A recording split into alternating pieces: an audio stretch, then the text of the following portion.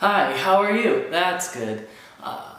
Happy voice crack, oh my god. Prepubescence is just not working out for me. I hope your day is going well so far. Today I wanted to talk to you about probably the most obvious aspect of my life, which is just me as a starving musician. Oh, it's so much fun.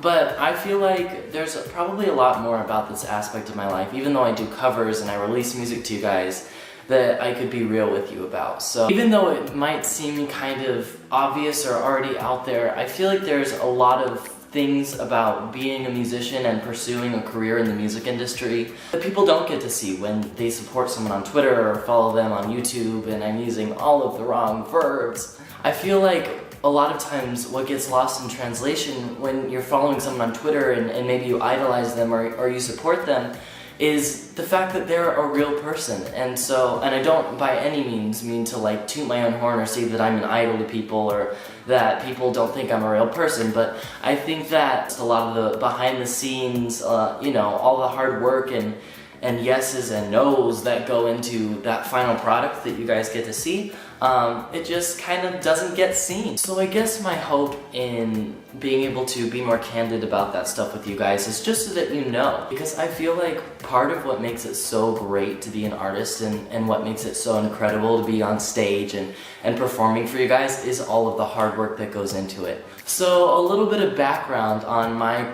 career as a musician. I was in choir in elementary school. I really wanted to sing because I watched American Idol. Shout out to David Archuleta.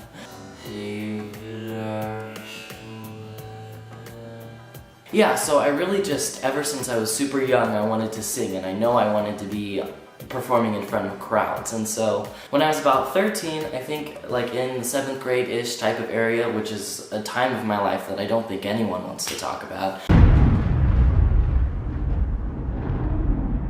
But anyway, that's when I picked up the guitar and I just learned a few chords and then decided that I was gonna write some songs. And I think one of them was about bubble wrap at some point. So obviously I was just this prodigious songwriter from the day I started. I started writing songs and decided that I really wanted to be a guitar playing, acoustic covering kind of guy. And so I started a YouTube and it was really honestly terrible from the beginning.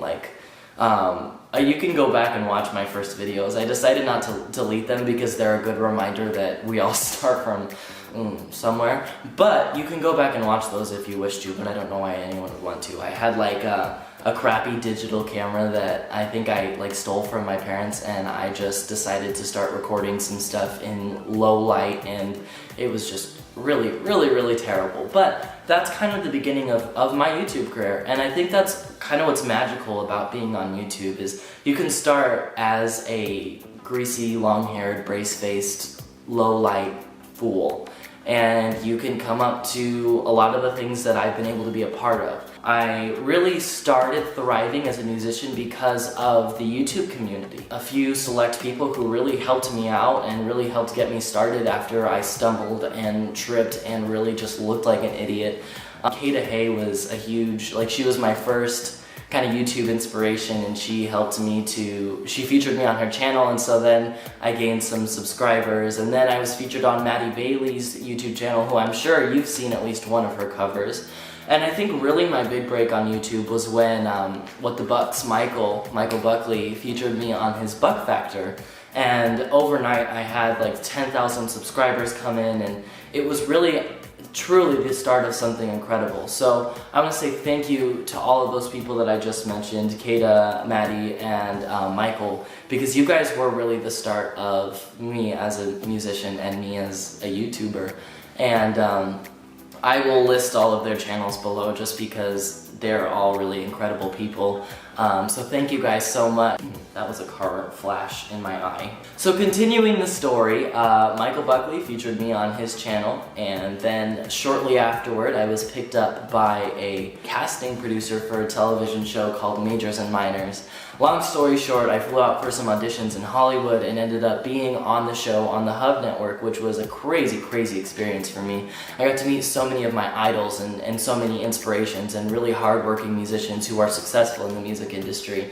And so that was kind of like my huge break as far as just being my own musician and really like finding myself.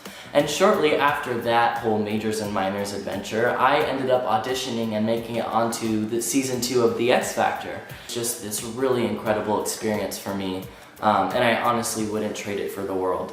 And I made some of the best friends I've ever had during that 2-week period of filming. It was a really, really great experience, and so now I'm here. I'm an independent artist, sans management, sans record label, but I think I'm doing pretty well for myself. My dad is my manager, Paula at Dad. I'm just kind of working toward my first collective work as an independent artist.